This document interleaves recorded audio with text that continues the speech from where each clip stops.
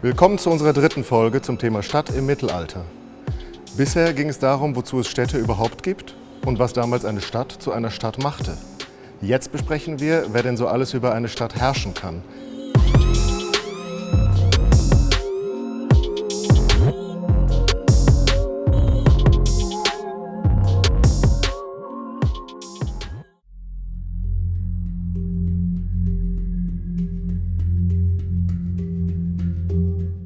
In der vorherigen Folge meintest du noch, dass eine Stadt einen Stadtrat und ein Rathaus besitzt. Ja, aber wie das gerne so in der Geschichte ist, so einfach ist es dann wieder nicht. Und damit willkommen zurück in unserem schönen Straubing. Immer noch. Wir sind aber schon ziemlich lange in Straubing. Straubing gibt es aber auch schon ziemlich lange. 1218 wurde Straubing vom bayerischen Herzog Ludwig gegründet. Das bedeutete, dass ihm diese Stadt auch gehörte. Er entschied, was ging und was nicht ging. Und weil es für so einen Herzog recht anstrengend werden kann, Mikromanagement einer Stadt zu betreiben, wurde 1255 ein Vogt eingesetzt. Und dieser Vogt errichtete sich ein schönes kleines Haus in Straubing. Dort traf der Vogt die rechtlichen Entscheidungen. Die Steuereinkünfte aber gingen an den bayerischen Herzog. Dies ist jedoch nur eine Möglichkeit der Stadtherrschaft. Endlich sind wir in einer richtigen Großstadt, in Augsburg. Hier sah es nämlich anders aus. Augsburg war, wie Köln, eine freie Reichsstadt. Richtig. Und das heißt, dass die Stadt keinem Landesherrn unterstand, wie beispielsweise Straubing, sondern nur dem König bzw. Kaiser. Diese Städte wurden von dem bereits erwähnten Stadtrat regiert. Ihm stand ein Bürgermeister vor. Den Stadtrat von Augsburg sehen wir hier, erkennbar an dem Pelz, den die Herren am Mantel tragen.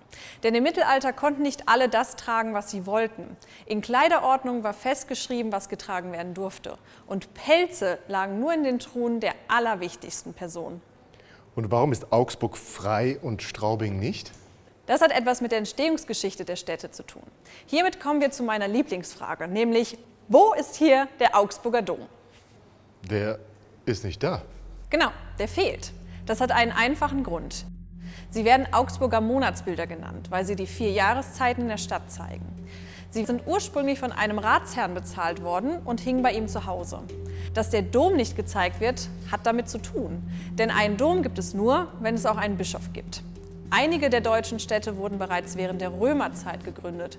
Und als diese zum Christentum übertraten, erhielt jede Stadt einen Bischof. Im Frühmittelalter entwickelten sich diese Bischöfe zu Stadtherren. Frei sind Köln und Augsburg deshalb, weil sie ihre Bischöfe sozusagen rausgeschmissen haben. Ganz schön komplex. Es gibt also 3 Arten von Stadtherrschaft. Die landesherrliche Adlige, die bischöfliche Herrschaft oder die Ratsherrschaft. In manchen Städten allerdings teilte man sich auch die Herrschaft, so etwa in Brandenburg an der Havel, oder? Ganz so einfach ist es nicht. Im Mittelalter bestand sie aus 3 Teilen. Die Dominsel, hier herrschte der Bischof, die Altstadt, hier herrschte ein vom König eingesetzter Vogt und die Neustadt, hier herrschte ein Rat. Es gab also auch Kompromisslösungen. Nachdem wir uns jetzt einmal angeguckt haben, wer in einer Stadt eigentlich herrscht, soll es in unserer letzten Folge darum gehen, wer eigentlich die städtische Bevölkerung war.